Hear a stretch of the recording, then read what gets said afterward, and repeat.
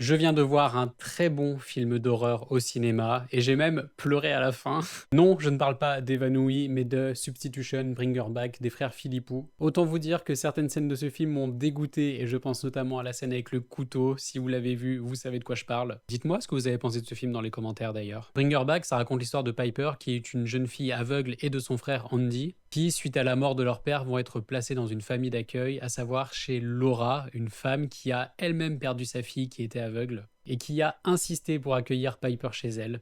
Vous commencez à comprendre que quelque chose cloche. Et en arrivant dans cette famille, Piper et Andy, ils se rendent compte qu'il y a déjà un enfant présent qui s'appelle Holly, enfant qui ne parle pas et qui semble très très étrange. Et petit à petit, Andy, le frère de Piper, il va se rendre compte que quelque chose cloche avec Laura. Parce que Laura, elle veut mettre en place un rituel assez terrifiant pour faire revenir sa fille. C'est un film qui exploite des thématiques très fortes, à savoir le deuil et notamment le deuil familial, que ce soit la perte du père pour Andy ou la perte de l'enfant pour Laura. Mais ici, on parle d'un deuil très mal vécu, un deuil qui n'a jamais cicatrisé. On parle même d'une énorme phase de déni qui ne se termine jamais, qui déraille même vers la folie, vers le mystique. Et c'est là où, selon moi, les frères Philippou arrivent à apporter un vent de fraîcheur dans le cinéma d'horreur. C'est dans la façon d'exploiter ces thématiques et comment elles se manifestent à travers la mise en scène et comment ils arrivent à le rendre horrifique. C'est un film qui est effrayant sans être terrifiant et qui n'a pas besoin de jumpscare pour dire c'est un film d'horreur. L'horreur, elle se manifeste autrement, par une forme nettement plus psychologique, par des personnages qui arrivent à travers leur jeu à instaurer un climat de malaise qui petit à petit apporte quelque chose d'effrayant, et c'est là où pour moi le film est ultra efficace. Et ma plus grosse surprise de ce film, c'est vraiment Sally Hawkins.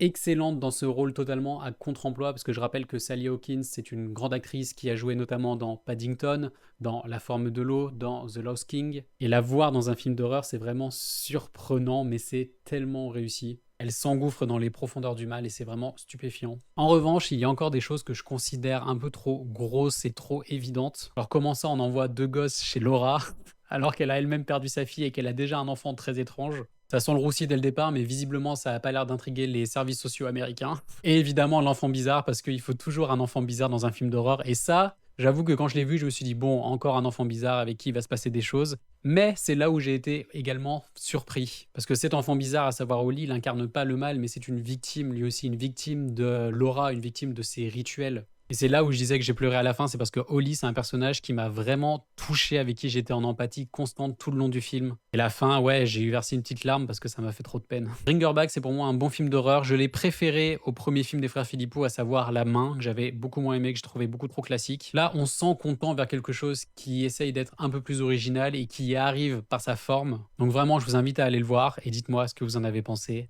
dans les commentaires.